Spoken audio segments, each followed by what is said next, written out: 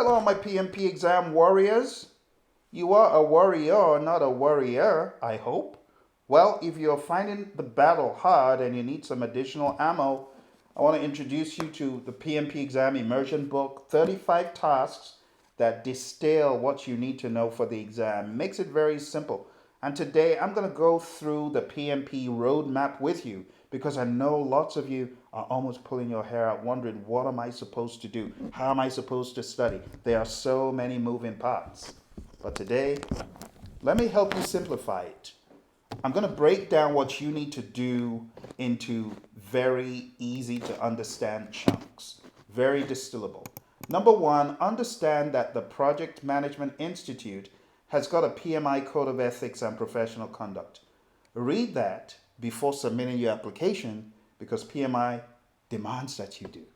You're not supposed to submit your application if you have not read it. So by clicking the button, it means you know the Code of Ethics. You can have the Code of Ethics implicitly built in all throughout the exam. It is to be expected. Secondly, hone in on Agile. Really know your Agile. The Agile Manifesto values, the Agile Manifesto principles, know them. Also, read your Agile Practice Guide. I heard someone say, Phil, but I don't know what the Agile Practice Guide looks like. Don't worry, I'll show it to you in a little while. The Agile Practice Guide is so important because you know the PMI, they have their own view of the world of Agile. And if you haven't read the Agile Practice Guide, in my mind, you're not totally exam ready. I encourage you to read the practice guide. You know what? Going down to Google and just type in Agile Practice Guide, it seems like my Agile Practice Guide developed a pair of legs and walked away from my desk. So I can't show it to you right now, but I can assure you, if you just Google Agile Practice Guide, make sure you read it. Okay? Moving on from here, my friends, you also need to read in the Agile Practice Guide servant leadership, Agile practices, team charter, social contract, team contract, and also read the contract types. It will help you just understanding the contract types. And do look out for dynamic scope. The dynamic scope option is one of my favorites. One of the benefits of being in an agile environment. Also read the knowledge areas from an agile bend. You can find it from pages 90 to 95 in the Agile Practice Guide. The next thing I really want to hammer on is Scrum. Scrum is based on a 3-5-3 configuration. You have 3 roles, 5 events, and 3 artifacts. You have the Scrum Master as one of the roles, the product owner, and the developers. As far as the artifacts, you have the product backlog, the sprint backlog, and what we call the increment, also known as PSI. And then you have the events, sprint planning, the daily scrum, the sprint review, the sprint retrospective, and you also have the sprint, which is a container for everything else. Moving on, for your exam, you need to really understand predictive.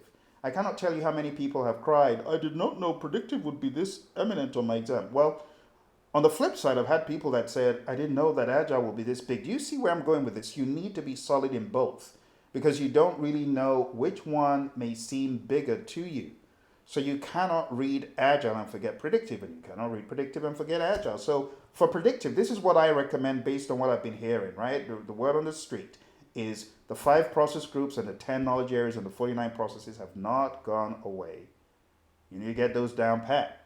And then you need to understand from the perspective of PMBOK 6, we have page 7 that goes into the benefits and value discussion. What is value? What is benefits? Well, it says value is the net quantifiable benefits. Or you could just say the net benefits that a customer derives from a product, service, or result. And that's talked about on page 7. And page 30 to 33 in the PMBOK 6, it goes in really nice and solid. You see, this is what I like about PMBOK 6. It takes no prisoners when it comes to the business case and the benefits management plan. It makes it very clear what these are, and this is part of the PMI Holy Grail. It behooves you to read these pages. Now, if you don't have that book, PMBOK 6, because it's out of print, you might pick up the PMI's process groups practice guide, and that will help you understanding of it. But definitely don't go into the exam without understanding baselines, project documents, subsidiary plans, PMBOK 7, 12 principles, PMBOK 7, 8 domains, and also understand situational thinking because you will get on your exam. It's going to be what should a project manager do next? What should a project manager have done? What should a project manager do first? All situational type thinking. The next thing you need to be able to do is blend all of these understandings into a slurry and make a hybrid approach, a hybrid model of it. When we talk about the role or the approach in hybrid, it's really more talked about in the Agile Practice Guide, combining a whole lot of predictive with a whole lot of Agile, or a little bit of predictive with a little bit of Agile, or a whole lot of Agile, vice versa. Big Agile, small predictive, and the other way around. So you can find this on page 26 to 30. Just understand the different models, and when you get into the exam, do not be surprised when you find them combining Agile and predictive. You could have an Agile question with predictive answers. You could have a predictive question with Agile answers. You got to put on that thinking hat. You got to be a chameleon, shapeshifter, being able to change between one and the other, right? Because the exam is going to be extremely dynamic. You're not going to have all people, then all process. No, no, no. It's going to be mixed. You're not going to have all Agile, then all hybrid, then all predictive. No, it's going to be mixed. So it's also going to be in economies of scale. You're also going to have questions that combine, for example, Agile and predictive cost, like Agile schedule predictive cost. How would you answer such a question? In order to get ready for the exam, you need to be bulletproof. You need to be really firmed up, really sure, and take no prisoners, all right? So on the screen here, I have the knowledge areas: integration, scope. So integration is combining all moving parts of the project together. Scope is scoping out the project and managing it. Schedule is determining the timeline and managing it. Cost is determining the budget and managing it. Quality is understanding fitness for use, conformance to requirements, and customer satisfaction, and managing that all through the process. Resources is understanding the human, equipment, material, supplies, and facilities, and managing those accordingly. Communication is understanding what are we communicating, why are we communicating, how are we going to communicate. I just say the 5 whys: the what, when, where, who, why, how, and all that stuff for communications. And then for risk, it's similar. It's how are we going to manage risk? What are the risks? Let's think about how these risks can be qualified. Let's do a qualitative risk analysis, a quantitative risk analysis. Let's respond to the risks. Let's make sure that we responded well, and so on and so forth. Moving on, we have procurement, and I'll get out of your way so you can see the last thing I talked about, because I don't think you saw it properly. The last thing I talked about before risk was communication. Moving on to procurement, we have the whole idea about make or buy decisions. You do a make or buy analysis, you get a make or buy decision, and you decide to go ahead to procure whether a good or a service or something else, right? And that's what procurement is about. Moving on, we have stakeholder management. And stakeholder management, the softer word is engagement, because you don't really manage your stakeholders, you engage your stakeholders. So we have stakeholder engagement, and it's planning how to engage your stakeholders. But of course, first you identify them, then you plan how to engage them, then you engage them, you solve problems for them, you work with them all throughout the project. And that's the skinny of the 10 knowledge areas. Moving on, we have the exam content outline, the PMP exam content outline, and that is broken down into the purple areas on the screen. It's broken down into people, process, and business. And we'll talk about people, process, business a little bit more later on. But for now, let me talk about some more auxiliary stuff for the exam. You got to manage your time on the exam. It goes quick. A lot of people have difficulty managing time. If you're not a fast reader, you need to work on your time management. If you need certain provisions and accommodations due to ADHD or other health conditions, and your doctor can provide a doctor's note, you might want to contact PMI, because maybe like some of my students, you can have a lot more time on the exam, okay? The exam questions are scenario based. It's very important to realize that you're not going to get, this is the process, what is an output? No, you're not going to get that. What you are going to get is, what should the project manager do next? What should the project manager have done? What should the project manager have done to prevent this? And so on and so forth. You get the idea. It's always going to be, what should the PM do? Next, first, should have done, and so on. So that is a big piece of the exam. Some people still tell me today in 2024, I did not know the exam would be like that. I thought it was going to be inputs and outputs. No, none of that. That's old school. That's old day.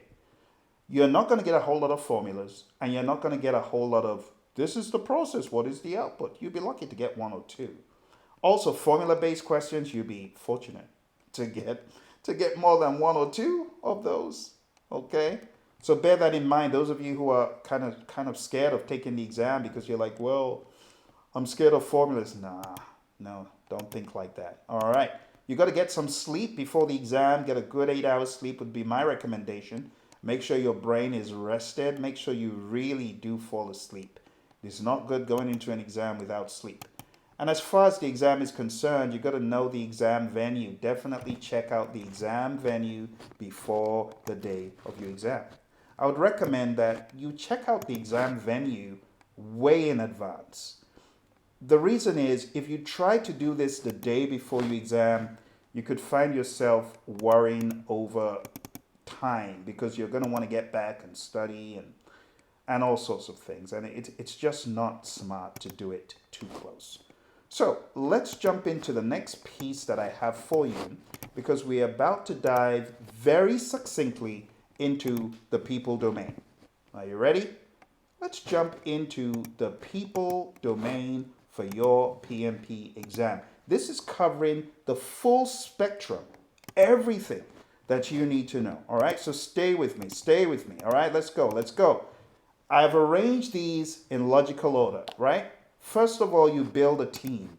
You need to understand the 5 stages of team development for this. Then we talk about defining ground rules. Understand what a team charter is, the same as a team agreement, team contract, social contract. Try to imagine when you would use a team charter, right? Then we talk about leading a team. For this, you got to understand the Hersey-Blanchard model, situational leadership, just the concept of situational leadership. You cannot lead everyone exactly the same way. That concept is very important for your exam. Then we talk about building a shared understanding, and how do you do that? Communication, putting things on the table, transparency. When you look at these tasks, don't just think predictive. You also need to think agile. We ensure team members and stakeholders are adequately trained. It's part of what you should do as a project manager. Then you could mentor relevant stakeholders, whether you're in the world of agile or you're in the world of predictive. Mentoring is very far reaching. Then we talk about empowering team members and stakeholders. How do you empower them? You build them up and then you let them loose. Give the team the environment and support they need and trust them to get the job done. That's what it says in the Agile Manifesto. You will be tested on team autonomy for sure. Managing conflicts, we need to understand the Thomas Kilmann conflict mode instrument. Understand the TKI model, my friends. Understand when you should force. Understand when you should collaborate or problem solve.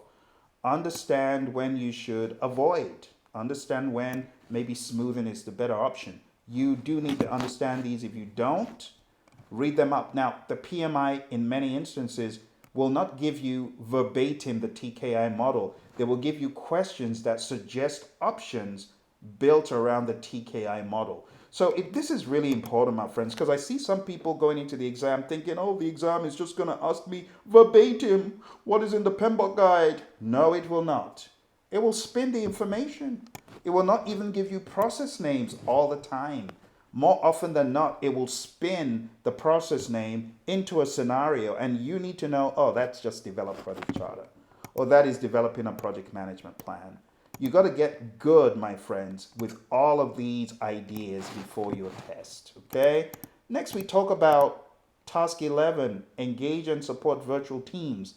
I talk about knowing the fishbowl window concept because PMI mentions it a lot, but understand what it means to work with a virtual team in an agile environment, right? If the team wants a certain tool, you think a tool is better, but you need to support the team's wishes. So you got to be agile in your thinking. Collaborating with stakeholders is big. You got to work with stakeholders, right? They're the reason why you're doing the project. Number 7 is servant leadership, addressing and removing impediments, obstacles, and blockers for the team. That's one of your goals as a project manager or as a servant leader or as a scrum master. It makes no difference. Number 3 is support team performance. You got to support your team, right? Just makes sense as a leader. That's what leaders do. Next, we have promote team performance through the application of EI.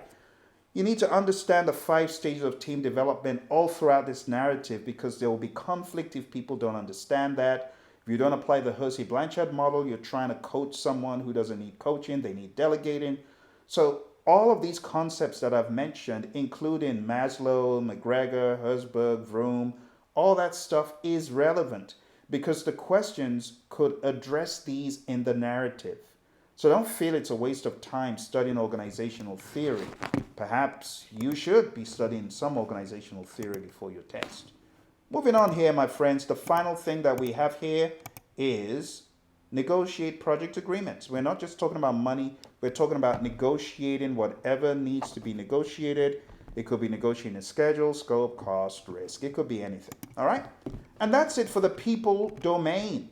Next, we're moving into the process domain. We're going very quickly because we got 17 things to talk about. Going into the process domain, my friends, I have reconfigured the arrangement for convenience. Let's jump straight in. First of all, task 13, determine the appropriate project methodology. Now, what do I mean by this? Well, what I'm talking about is, are we going to use an agile approach? Are we going to use a predictive approach? Is it going to be hybrid? In terms of the framework, which framework will it be? For those of you struggling with this understanding, I want to remind you that the PMP exam immersion book breaks down the whole exam narrative into people, process, business.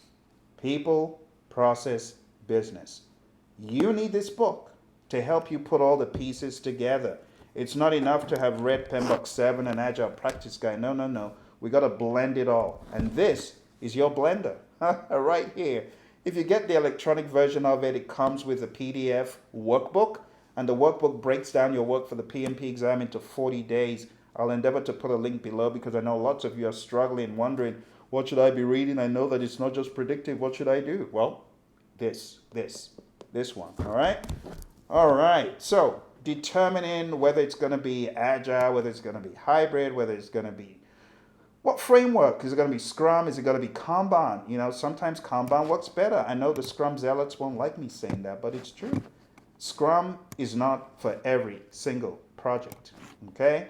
Agile is not for every single project. PMI will test your understanding about that. Task 14 is establish project governance structure. What is governance? It's the framework within which authority is exercised. You got to understand it's not a bad word even in the world of Agile. Task 9, integrate project planning activities. It's not enough to have scope and then schedule. You got to put them together. You got to understand, okay, here's scope, here's schedule, but wait a minute, here's cost. And because here's cost and cost doesn't add up, well, we need to remove some of the scope. We need to do something differently. That is a general idea. So when we talk about integrating, it's moving things around and at the same time keeping things together in one cohesive whole. We also talk about this in the book. Understanding what exactly is integration. Moving on very quickly here, we have task 17, plan and manage project or phase closure or transition. You got to note it's saying plan and manage. Okay, so it's two things that we're looking at here, plan and manage. And for this, you got to understand that in the world of Agile, we're always ready to close, right? We're always ready to say, oh, that's the end. Because the product owner calls end of sprint, end of the entire endeavor. We got what we need, we got enough value. But in the world of predictive, we look to do everything. So you got to understand the difference in both of these worlds. Task 8, plan and manage scope. It's a no-brainer. Task 6, plan and manage schedule. You got to plan and manage all the moving parts, all the variables, okay? I apologize, this one isn't extremely clear, but this is plan and manage budget and resources. So the triple constraint, the summary is when it comes to schedule, cost, and scope, you got to plan them, you got to manage them. And don't forget quality that could be impacted by all of these. And don't forget the quality of the products, but not always a product. What about a service? Because what is a deliverable? It's a product, service, or result. So the exam is not going to be product, product, product. You could also have services being part of the questions. And then also don't be shocked when you hear the word implementation, because implementation is talked about quite a lot as far as information technology. But a lot of folks are not expecting that. I want you to expect anything on the exam, okay? I told you the story about my exam. I got to question 20 in 1 hour. Question 20, 1 hour. Oh my goodness. How many more hours does Phil need to finish the exam? 8? 8? So what did I do? I told myself I could do it. I started looking at questions on my terms, not on PMI's terms. PMI's terms is question 1 to 60. Set 1, no stop. Question 61 to 120. But I said no. I am going to do them out of order. And I felt more in control. And when I did it that way, I was able to finish my exam eventually with 5 minutes to spare.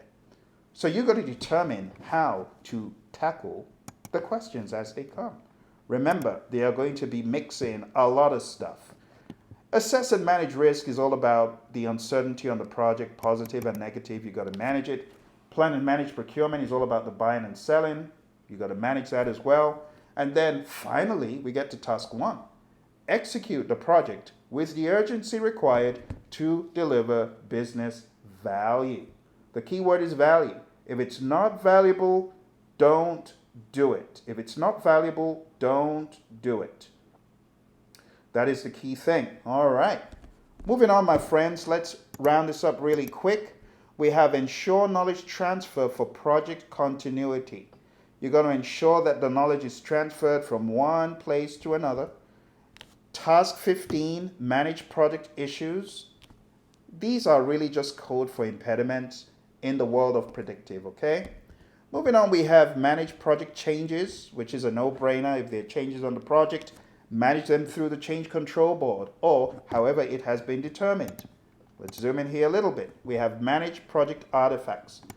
Artifacts, those items that I talked about in the world of Scrum, the product backlog, sprint backlog, increment, and in the world of predictive, it's really that flurry of stuff that we have as the subsidiary plans, the baselines, right? Those are things that you should be aware of as well.